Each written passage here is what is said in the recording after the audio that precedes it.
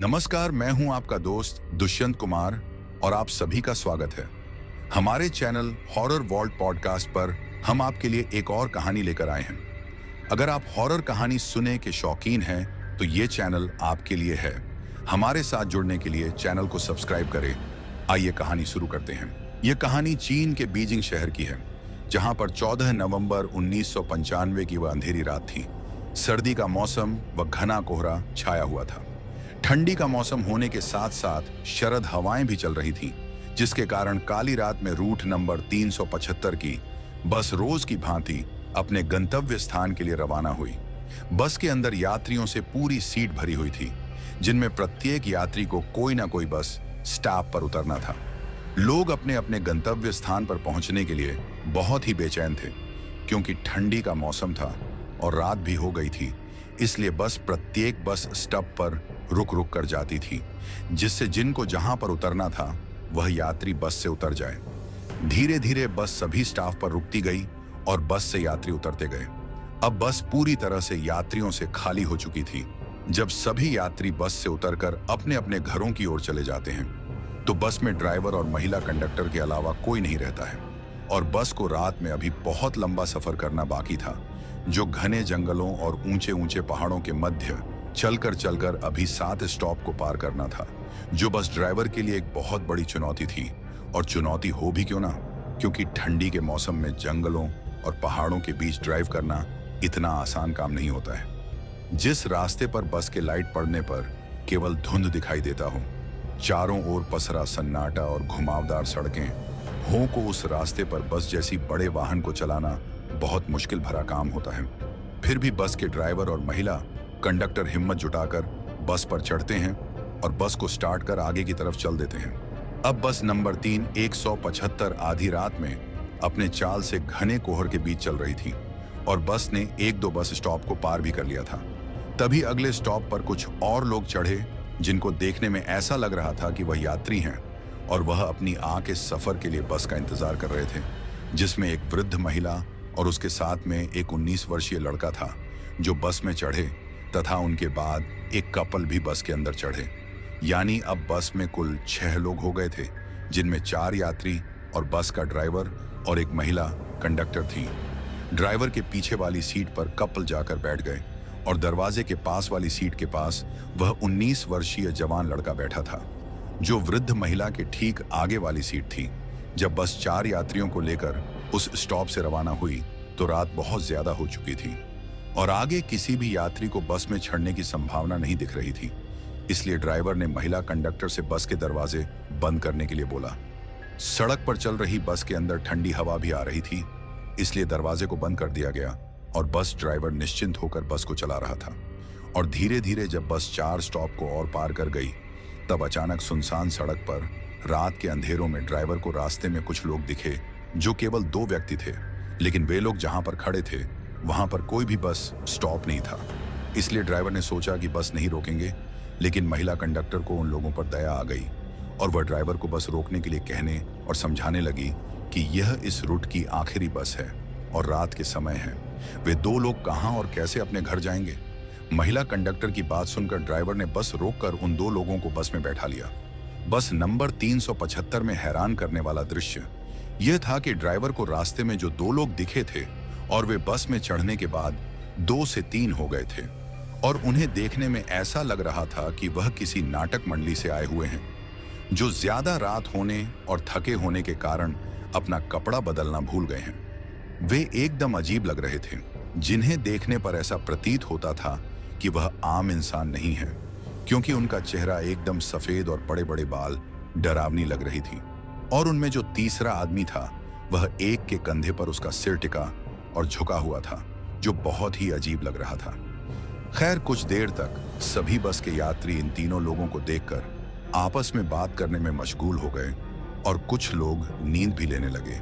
लेकिन जो वृद्ध महिला पीछे मुड़कर बार बार उन लोगों को निहार रही थी, उसको ऐसा लग रहा था मानो कुछ गड़बड़ है, इसलिए उन तीनों लोगों पर ज्यादा ध्यान दे रही थी।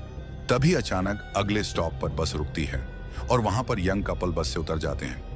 यंग कपल के उतरने के बाद बस नंबर 375 फिर अपने 7 लोगों को लेकर अगले स्टॉप के लिए रवाना होती है और जब कुछ समय तक बस चलती है तो एक बार और वृद्ध औरत पीछे मुड़कर उन 3 लोगों को देखती है और उसके बाद अपने सामने बैठे हुए 19 वर्षीय लड़के की तरफ देखती है और उसको एक जोरदार थप्पड़ जड़ देती है और जोर जोर से चिल्लाने लगती है कि मेरा पर्स गुम हो गया है जो तुमने ही चुराया है।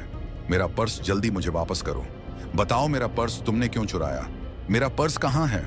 वृद्ध महिला के इस शोरगुल से सभी बस में बैठे लोग हक्का बक्का रह गए कि आखिर में अचानक इस बूढ़ी औरत को हो क्या गया है और इसका पर्स कौन चुरा लिया। सभी लोग इधर उधर देखने लगे। तभी लड़के ने वृद्ध महिला से कहा कि मैंने आपका पर्स नहीं चुराया है, भला मैं ऐसा क्यों करूंगा।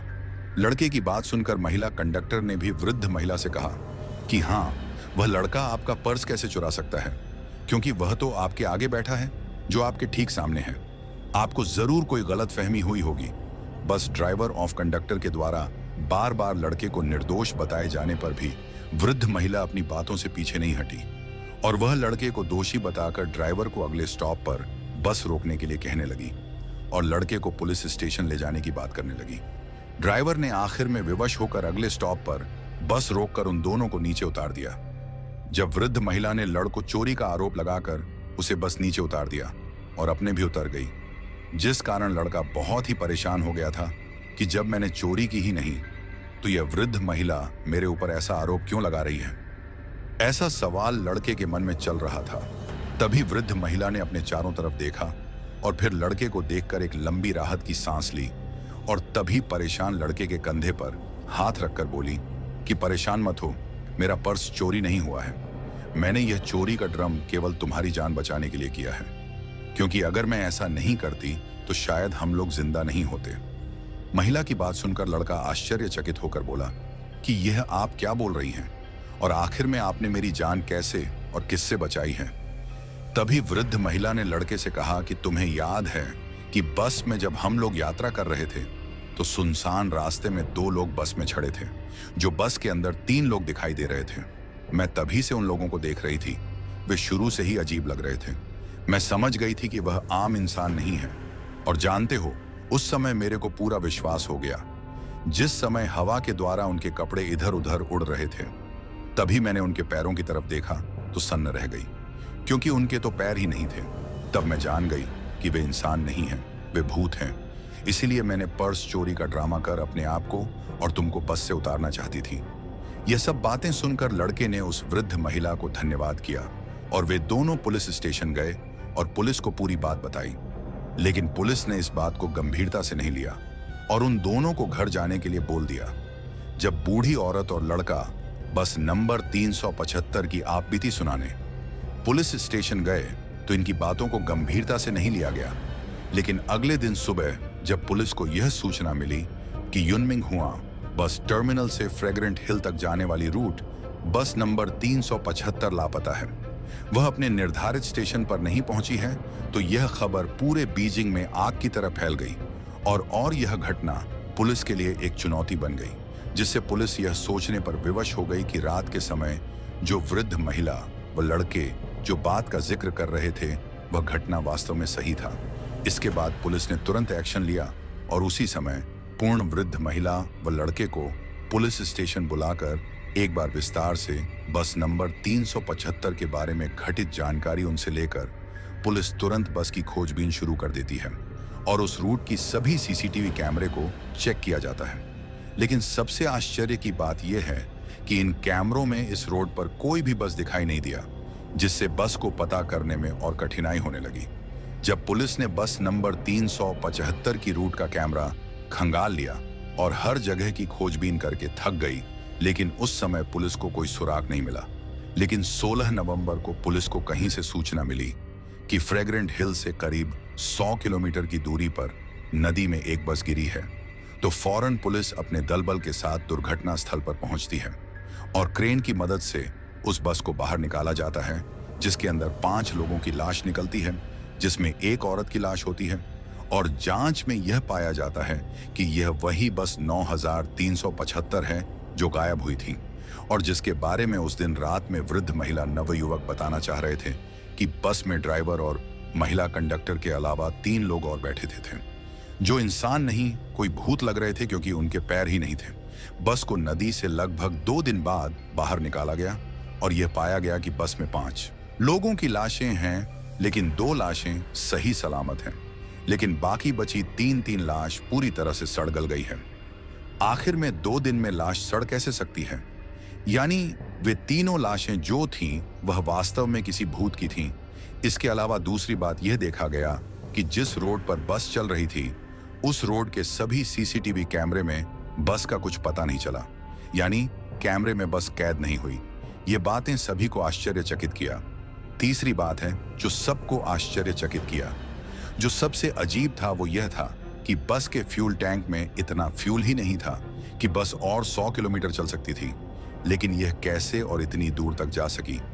बाद में जब फ्यूल टैंक को खोला गया और देखा गया कि उसमें कितना फ्यूल बचा है, तो यह सच सामने आया कि टैंक में फ्यूल ही नहीं है, बल्कि फ्यूल की जगह पर खून है, यानी पूरा टैंक खून से भरा हुआ है, जिससे देखकर सभी लोग डर गए और यह बातें पूरे चीन के बीजिंग शहर में फैल गई। इसलिए बस नंबर 3 175 बस 375 9375 की डरावनी कहानी आज भी लोगों के जहन में फैली हुई है। हालांकि इस घटना को बहुत से लोग एक काल्पनिक कहानी मानते हैं, लेकिन कुछ लोग इसको सच भी बताते हैं।